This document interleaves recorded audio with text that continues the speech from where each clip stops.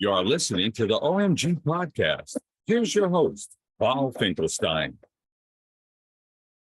And that's a wrap for that. That was the intro. If you didn't recognize that guy, by the way, I actually met Tony from trcvoiceovers.com on alignable.com, the small business owner network, the same place where I met my first guest, rather the guest for today, that is. That's Pamela Weir from Red to Black, I believe it is, or I have to look at my notes as well.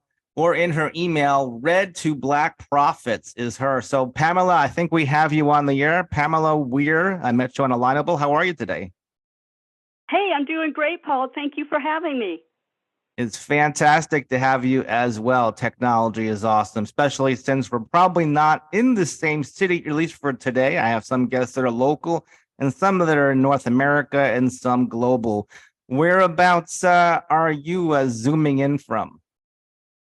I'm in Denver, Colorado.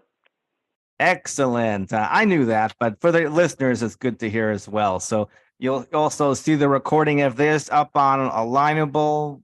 I'll put it over there somehow, and I'll email you the audio file for if you love it. You could reuse it any way you like. But let's learn about you in about 10 questions or so. Feel free to answer them in a 2-minute answer or a 5-minute story. 2 minutes usually like a little fast blip, if you will. So it's about 12-ish on my laptop. Maybe it's about 1 or 2 minutes slow. Our first question is, so Pamela, what's your story and what's your why? Well, that's a good question. My story is I'm in my mid-60s, and back in, about 32 years ago, I was diagnosed with a sight loss disease called retinitis pigmentosa, and I was pretty much told by my doctor at that time to go home, go blind, and have a good life. Well, I ended up being pushed out of corporate medicine. I was working in a doctor's office in a major clinic, and I got pushed out because they didn't want to deal with my sight loss, even though I had assistive technology. And that set me up because I decided I wasn't going to work for anybody else ever again unless it was on my own terms. And it's been my own terms since then. And I've been working for myself and to the benefit and support of other local businesses. I started out back in 2004 as a certified cash flow consultant.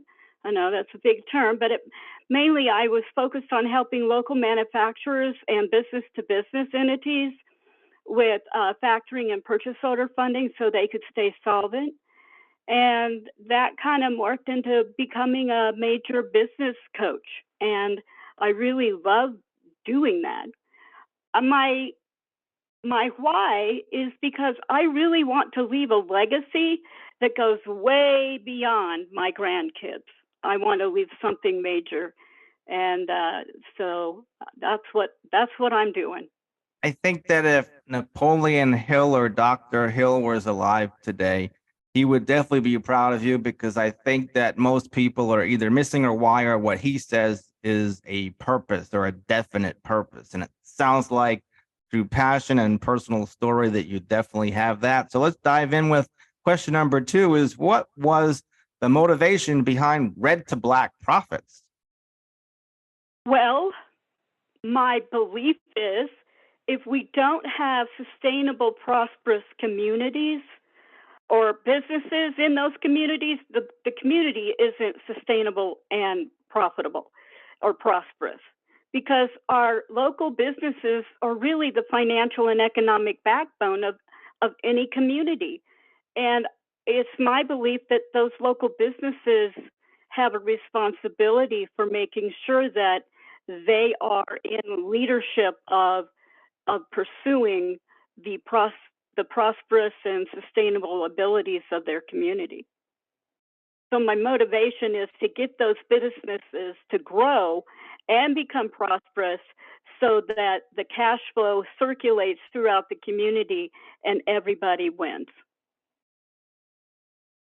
Excellent and admirable as well. I think that profiting, whether we're a nonprofit or a profit. I think we all have to have some kind of positive result that we're trying to get out of it, whatever that purpose is. In your opinion, what's the biggest mistake that business owners make? Not spending the majority of their time working on the business by expanding it, growing it. Because today in 2023, growth is survival. If you want to get past all of this crazy inflation, you have to grow. You can't stay where you were. We got to get past complacency. But the biggest mistake, I think, is business owners believe that business owner is a job title. It's not a job title. It's a responsibility of leadership. So, stop washing the dishes and get in your office and start doing what you need to do. And that is finding how you can get more customers coming in the door, how you can make more sales, how you can grow your business. There's a statistic out there that says that 97% of local ventures with revenues under $100,000 annual will close down in 10 years. And that is a huge financial impact on a community. I think I heard that statistic when I was in school. They might have talked about it regarding franchises, but I guess franchisers are small business, pretty similar, just a matter of what system they're using. But how important is a blueprint for a business owner? And that's one thing that a franchise business has over just a locally owned business is they have a blueprint. But the difference is between, failure, being part of that 97% that's going to close down in 10 years, or being successful and being able to grow that business above and beyond anything that can hit it. So, I think as human beings, we are just too easily distracted. I think it's easy for a business owner who's overwhelmed with the everyday tasks that they're doing to get off track. And so every client that I guide gets a blueprint. It's a step-by-step process, and it's based on what their 3 intentions are for a quarter. And then we work on those together, and they stay on target. I have a current client right now who just doubled his profits in 6 weeks using a blueprint that I had provided for him. So, it does make a big, big difference. And I also recommend that whether you work with me or not or whatever, but I recommend that an owner use at least by writing down 3 intentions and targets per quarter. And just by doing that can help them stay on track. Valuable information indeed. I love what you said in the beginning of that answer to the question. Of course, I love what you said at the end of that question too. But that beginning part where you said distraction, that too many of us, there's always something, some shiny object that distracts us left and right, and probably more than one in a day, in an hour for many of us, trying to either improve or we're just going backwards by getting distracted. But Yes. when most owners think of a business coach, they believe it's going to be highly expensive. What makes you different? I put them in higher revenue off the bat before they ever pay me a dime, and I guarantee it. Because I can find at least $10,000 in about 60 minutes that they're leaving on the table, and I guarantee it. Which leads me to this obvious question. Isn't guaranteeing at least 10,000 in revenue in 60 minutes just too darn good to be true? Not really, because there are 40 profit centers in every business, but most of them are untapped because business owners don't have the time to concentrate on 40 different areas where they are possibly leaving money on the table. So it's very easy to find at least 10,000, if not more, in a brief conversation with a software program I use that actually shows where that money is being left behind. And then it's easy to create a blueprint from there with the business owner on what they would like to focus on first. So I bring the revenue off the table and I put it back into their business. And and then owners are just surprised at what what they have overlooked. Let's talk about another area. What exactly does it mean? I remember chatting with you, whether it was an email or somewhere else, and the term consumer speak came up. But what is it to speak consumer today? Well, let's give a little bit of a background. Yes, and it's really important, and it was a major shift that happened after COVID, where consumers just started doing things differently, and our marketing tactics didn't shift with it. So what happened is people decided people are no longer shopping products or services. They no longer shop price. They they're not shopping your credentials, how long you've been in business, what your expertise is. They don't care. There's only one thing they care about, and that is results. They just want to know that they're going to get the results they want by using you. So in consumer speak today, if you need to use sentences that include you or your and tells them exactly what results they're looking for, by the way, that they will receive by using your product or your service. And so that means we need to get away from sentences that use I, we, our. They don't care about that. That's, you can put that on your about page, but on your home page, you need to be talking about, oh, well, when you use our product, you're gonna drop 10 pounds in 6 weeks, or whatever it is, whatever the result is. And we need to start doing that's consumer speak, talking directly to them, you and your, and letting them know what kind of results they can achieve by using your services. And it turns out that when a business, even on just their homepage, simply shifts their content to the consumer speak, it can result in an increase of sales by 30%. Very interesting.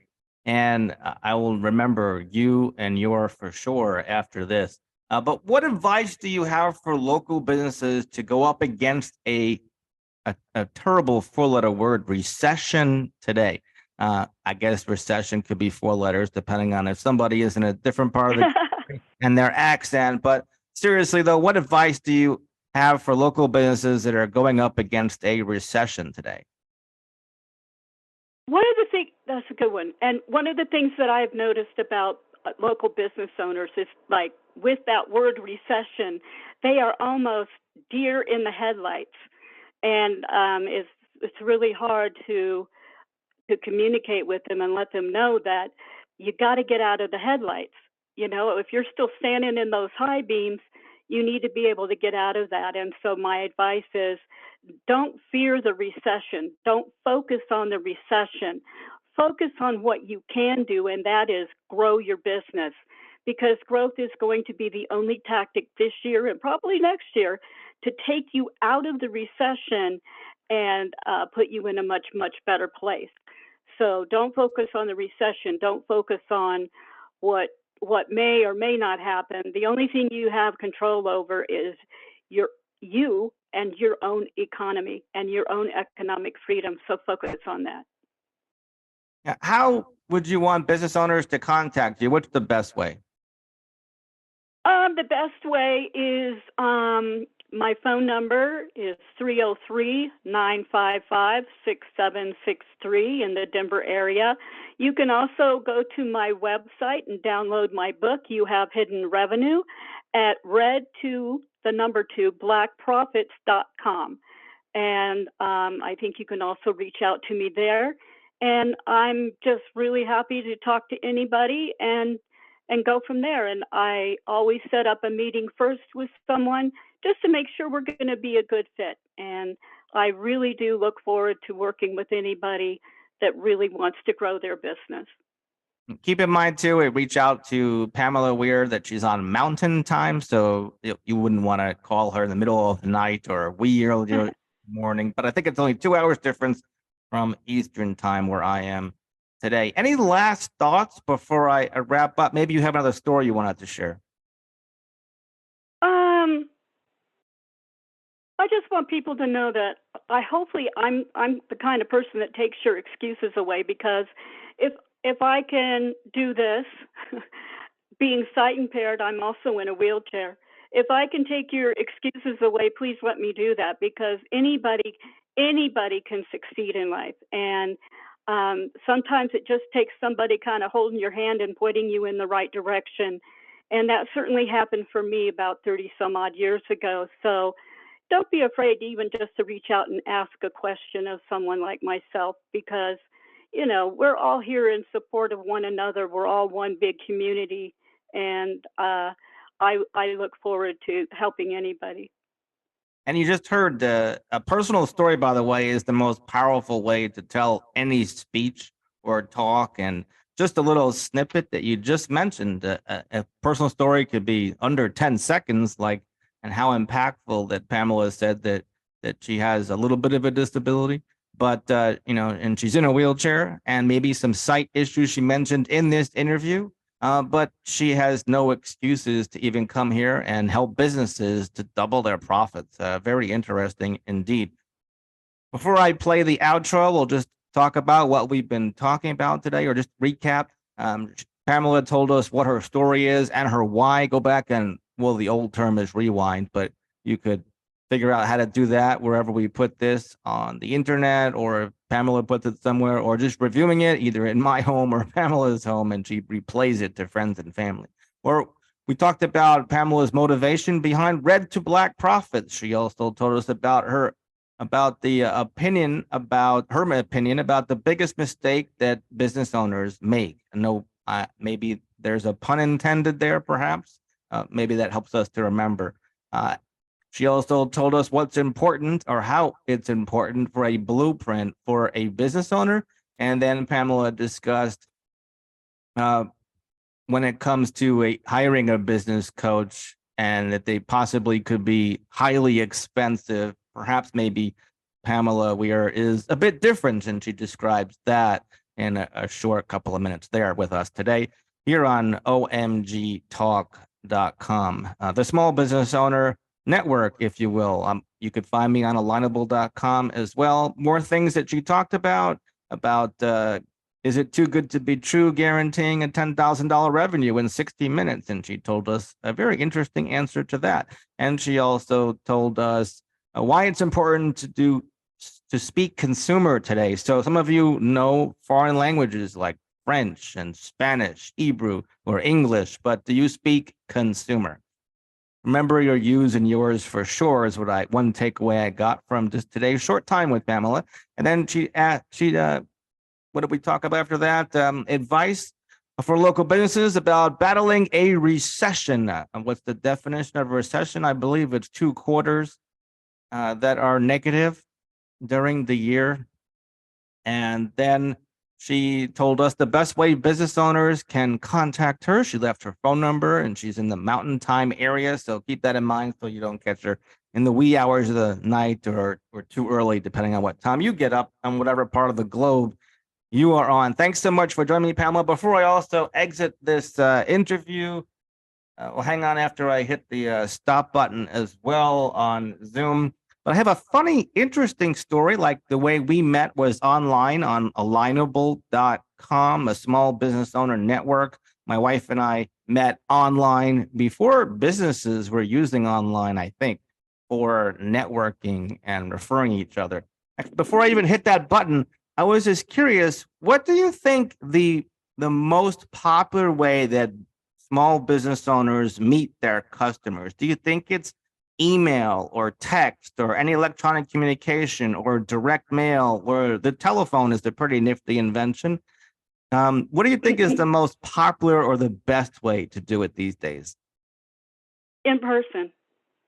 I think you need to get out and be omnipresent in your community, especially if you're looking for foot traffic. If you have online services, of course, then you need to be online, but you need to have some type of omnipresence where somebody goes, oh yeah, Paul Finkelstein, I know him. Yeah, and something comes up in their mind when they hear your name. That's omnipresence.